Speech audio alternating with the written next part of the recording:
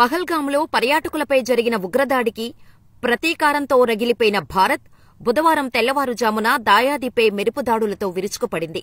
పాకిస్తాన్లోని 4, పాక్ ఆక్రమిత కశ్మీర్లోని 5 సహా 9 ఉగ్రస్థావరాలపై ఆపరేషన్ సింధూర్ విజయవంతంగా నిర్వహించినట్టు సైన్యం ప్రకటించింది.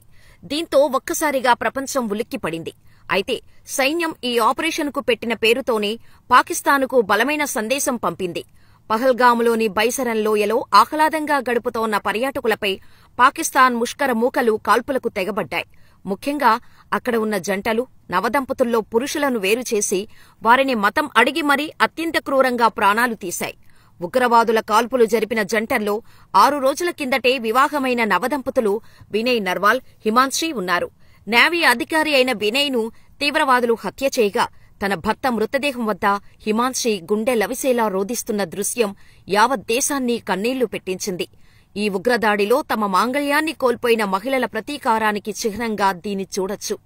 వీరులకు దిద్దే విజయతిలకం అనే అర్థం కూడా ఇందులో ఉంది. త్రివిధ దళాలు అత్యంత సమన్వయంతో ఈ ఆపరేషన్ను నిర్వహించాయి. పాకిస్తాన్ రాడార్లకు దొరక్కుండా దాని భూభాగంలోకి చొచ్చుకెళ్లి పని పూర్తి చేసుకుని క్షేమంగా తిరిగొచ్చాయి. కశ్మీర్లో ఉగ్రవాదానికి కారణమైన లష్కరే తోయిబా, జైషే మహ్మద్, హిజ్బుల్ ముజాహిద్దీన్ సంస్థల కీలకమైన స్థావరాలను భూస్థాపితం చేశాయి. మురీద్కేలోని లష్కరే తోయిబా కీలక స్థావరం, జైషే మద్ జౌహల్పూర్లోని 80 మంది ఉగ్రవాదులు హతమైనట్టు తెలుస్తోంది. 1971 తర్వాత పాకిస్తాన్ భూభాగంలోకి త్రివిధ దళాలు చొచ్చుకెళ్లటం ఇదే మొదటిసారి. బుధవారం రాత్రి 1:44 జరిగిన ఈ దాడుల గురించి రక్షణ మంత్రిత్వ శాఖ వెల్లడిస్తూ పహల్గాం ఉగ్రదాడికి ఖచ్చితమైన ప్రతిస్పందన అని పేర్కొంది. పాకిస్తాన్ సైనిక స్థావరాలపై ఎలాంటి దాడులు జరగలేదని స్పష్టం చేసింది. ఇది ఉద్రిక్తత పెంచకుండా భారత్ ప్రతిస్పందన అని తెలిపింది. అటు ఆపరేషన్ సింధూర్ నేపథ్యంలో పాక్ ప్రతీకార చర్యలకు దిగితే పౌరులకు ఎటువంటి ముప్పు లేకుండా ముందస్తు చర్యలు చేపట్టింది. ఉత్తరాదిలోని జమ్మూ, లేహ్, శ్రీనగర్, అమృత్సర్ విమానాశ్రయాలను మూసివేశారు. తదుపరి నోటీసులు వచ్చే వరకు ఈ ఉత్తర్వులు అమల్లో ఉంటాయని తెలిపింది.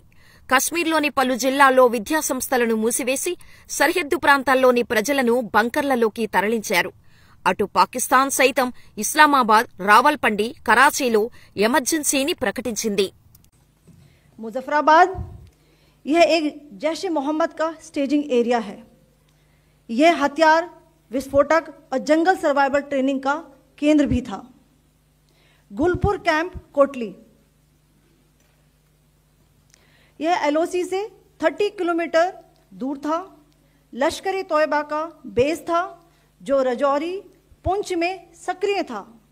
20 अप्रैल 2023 को पुंछ में और 9 जून 2024 को तीर्थ यात्रियों के बस हमले में यहीं से आतंकी को ट्रेन किया गया था.